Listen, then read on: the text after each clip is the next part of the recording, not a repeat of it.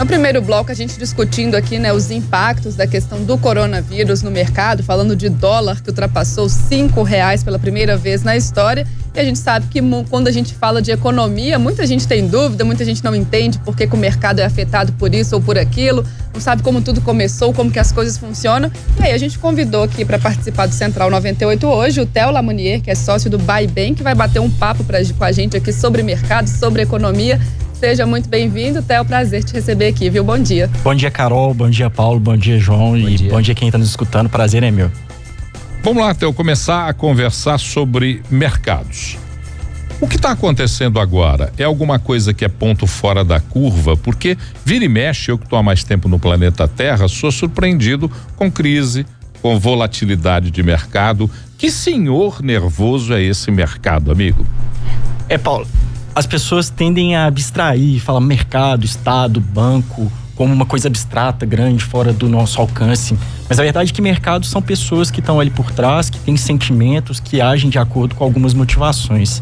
E essas motivações nos últimos dias, ou alguns gatilhos despertados pelo coronavírus, questão do petróleo, motivaram um sentimento de pânico que está causando esses eventos aí que a gente vai começar a falar um pouco sobre eles. Mas esses eventos são mesmo eles os decisores, fatores decisórios para essa crise que nós vivemos agora? Olha, Paulo, é importante só explicar para quem está nos escutando o que é uma crise. Vamos comparar a crise com uma febre. Quando existe algum agente estranho no nosso corpo aumenta a temperatura. Em decorrência desse aumento de temperatura, a gente tem febre como uma tentativa de eliminar aquele agente estranho. É a mesma coisa uma crise econômica. A gente está aí com uma série de artifícios utilizados por bancos centrais e governos para recuperar a economia da última crise, e aí então aconteceu uma seleção natural, aconteceu um evento natural que falou, olha, a economia está cheia de fragilidade, algo precisa acontecer para que essas fragilidades possam ser removidas. E quando acontecem coisas assim, que análise a gente tem que fazer desse mercado? Como é que eu tenho que entender o que está acontecendo para poder adequar a minha vida a essa realidade? Nós precisamos primeiro olhar em perspectiva o que aconteceu nos últimos anos. Desde a última crise econômica foram adotadas uma série de medidas por governos, novamente, bancos centrais, para tentar recuperar a economia. Nós estamos falando de 2008. 2008, sim, a última grande crise. E se você for olhar, Paulo, 2001 a gente teve crise, antes teve crise ali por volta de 1999, que foi a crise do .com, anteriormente tivemos outra crise. De 8 a 11 anos a gente começa a ter uma crise econômica. E toda crise econômica gera uma resposta dos mercados, e essas respostas elas são artificiais, elas são incentivos artificiais.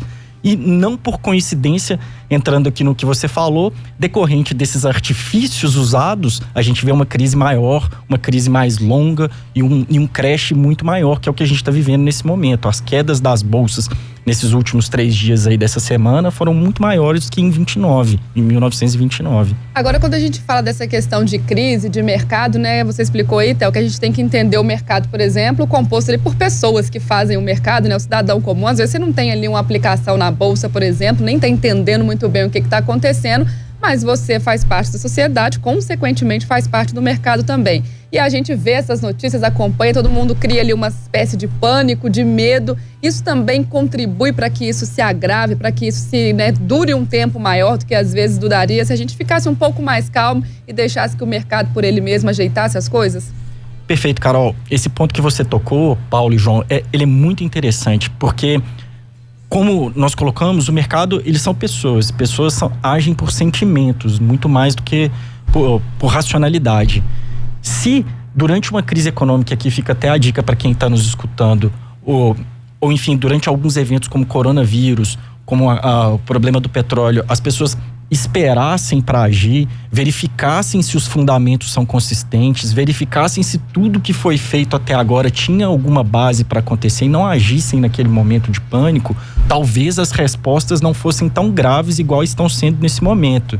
Mas, de fato, crises econômicas, enquanto a gente tem artifícios ou incentivos artificiais, elas vão acontecer porque é uma maneira natural de se remover fragilidades da economia. O ideal seria menos interferência nos mercados, na vida econômica do mundo, os governos, os setores de decisão da sociedade interferirem menos, criarem menos artificialidades, como você mesmo está falando?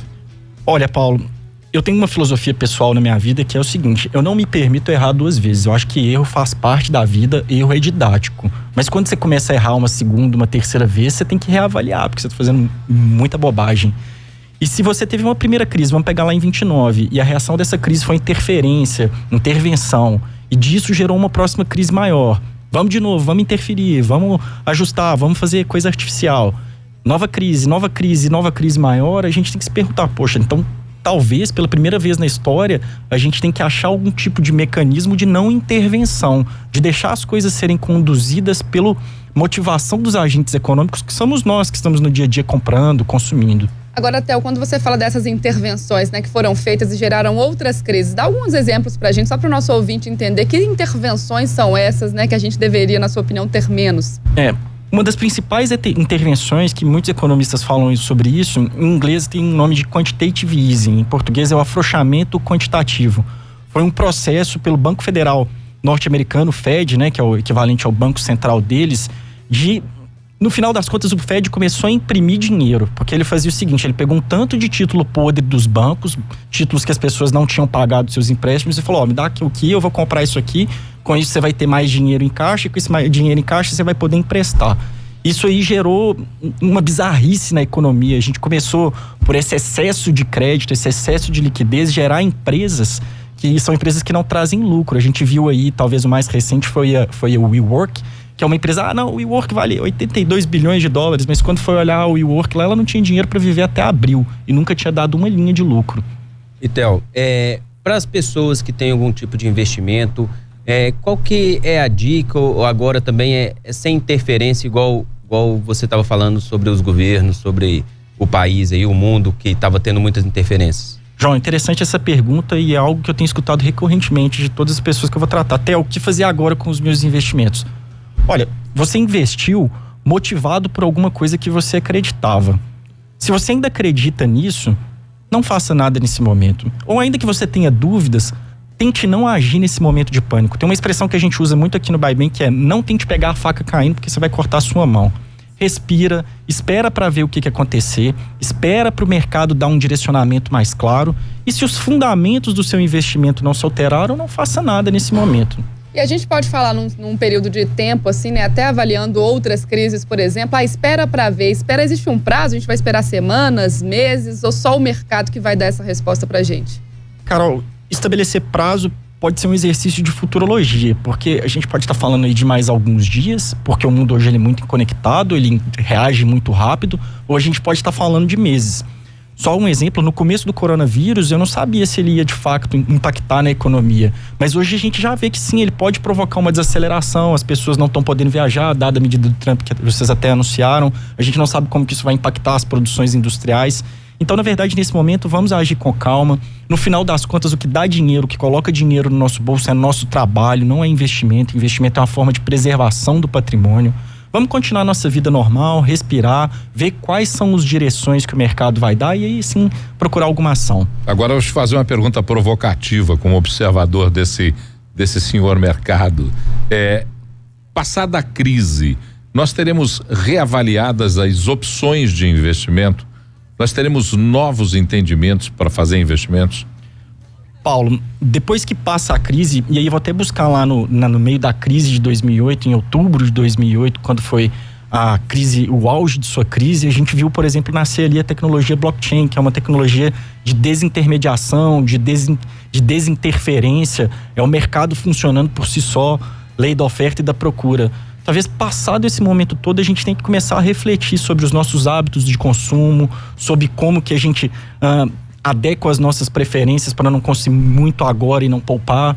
Tudo isso, crise é sempre uma oportunidade para a gente refletir do que levou a gente a estar com essa situação caótica que está hoje. E Theo, desculpa, Paulo, alguns ouvintes também participando aqui. O Ricardo Galvão está fazendo uma pergunta que é a seguinte: o mercado não cria as doenças e vírus, mas isso acaba virando uma arma ou ferramenta para fazer essa ou aquela ação subir ou cair? Essa é uma resposta arriscada de dar. A grande verdade é que, se você for me perguntar minha opinião pessoal, não vou falar, o coronavírus ele é uma desculpa para um mercado que já não tinha fundamento cair e estão usando ele de desculpa. Pode ser que seja, eu não vou arriscar me dizer. Mas de fato que a gente sabe que quem tem dinheiro é quem manda no mundo e que com esse dinheiro ele pode sim manipular preços comprando uma ação, vendendo uma ação. Eu tive um amigo que trabalhou num dos maiores bancos do mundo, não vou falar o nome aqui porque não vem ao caso, porque ele pediu demissão no dia que um cliente fez uma aposta muito grande numa ação, o banco entrou em sentido contrário dessa aposta, ou seja, o banco operou contra o cliente para ganhar dinheiro contra o cliente. A gente sabe que isso acontece, mas eu não tenho como... Eu não vou me arriscar a falar igual o Bolsonaro, eu tenho fatos aqui para provar, eu tenho provas, tá aqui, não vou apresentar, mas todo mundo é esclarecido, né? Consegue ver. Nesse mercado novo que se apresenta, porque nós já temos uma nova realidade de mercado, as fintechs, as novas formas de comunicação com o mercado econômico, novas formas de investimento, você fala dos blockchains, você fala de novos ativos que estão chegando aí. Nesse mercado, é preciso que o consumidor entenda que não basta só ele entender novos mercados, mas que ele tem que transformar a inteligência dele econômica para criar um universo mais favorável. Paulo, isso é um ponto muito importante, é algo que eu bato no dia a dia com todas as pessoas que eu falo. Quando a gente está falando de mudança e a gente está aqui dentro da rádio bem inserido nesse contexto, a gente tem que parar para pensar nos propósitos que nos movem. A gente viveu aí talvez esse período entre crises de um consumo exacerbado, as pessoas estavam consumindo só por consumir, consumindo só por acumular, e a gente começou a ver um novo modelo econômico com essas empresas Uber, Airbnb, Anyway, várias delas que nos mostram que a realidade do consumo pode ser substituída pela realidade do acesso, e o acesso ele é muito mais justo do que a acumulação. O acesso ele é livre, ele é para todos, e a liberdade, talvez essa crise seja uma crise para a gente reavaliar o quanto livre nós somos no momento que nós estamos presos a hábitos de consumo. Talvez fique aí, inclusive, se me permitem dar a sugestão a quem está nos escutando, reavaliar. Você precisa consumir isso, você precisa comprar aquilo pode ser comprado lá na frente. O que vale mais? Os prazeres da vida, estar com a família, poder fazer uma viagem ou ter ali o tênis do ano, o carro do ano e essas coisas? Uma questão de prioridade, né? Na verdade, também. A gente sempre fala muito sobre isso aqui. Não dá para ter tudo ao mesmo tempo. E às vezes você fazer a escolha ali pensando da maneira correta naquilo que te agrada é o mesmo caminho natural aí pra coisa. Tem até um termo econômico, usando um pouco de economismo, mas que é simples, que é preferência temporal. Fala que quem tem alta preferência temporal quer consumir tudo agora. Quem tem baixa preferência temporal sabe acumular um pouco de riqueza, aumentar seu patrimônio e fazer consumo mais consciente. E num país onde nós somos incluídos pelo consumo goela abaixo, tem que ser muito entendida essa questão da preferência temporal. Theo, se alguém quiser continuar conversando com você, porque aqui você deu um panorama, você tem aí uma atividade no BuyBank que é também trabalhar com ativos, preservar o patrimônio das pessoas. Se alguém quiser continuar conversando com você, como é que faz, que caminhos adota? O BuyBank é a plataforma da nova economia, né? O que a gente quer é justamente de dizer tchau, vamos dizer, para esse novo, velho modelo econômico.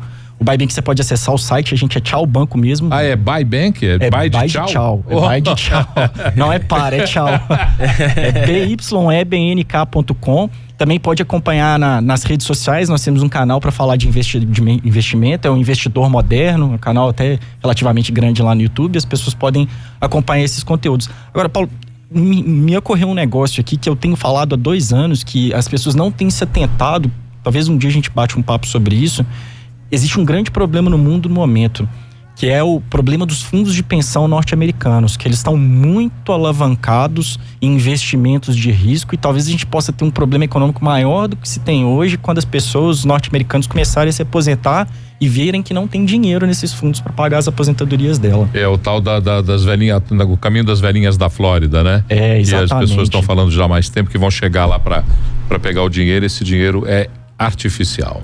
Exatamente. Isso aí pode ser um problema grave. Me ocorreu isso aqui, talvez fique aí marcado uma conversa com o Theo para falar sobre isso. Claro, portas abertas aqui no Central 98. Economia é sempre um tema que gera bastante dúvidas. Nossos ouvintes sempre participam bastante quando a gente fala sobre isso. Agradecer demais aqui o Theo Lamounier, sócio do BuyBank. Já fica o convite para uma próxima oportunidade, a gente continuar discutindo outros temas aí. Nossa audiência também sempre pautando nossos assuntos aqui no Central 98. Muito obrigado pela presença, viu, Theo? Obrigado a você, gente. Um abraço. Abraço, Theo.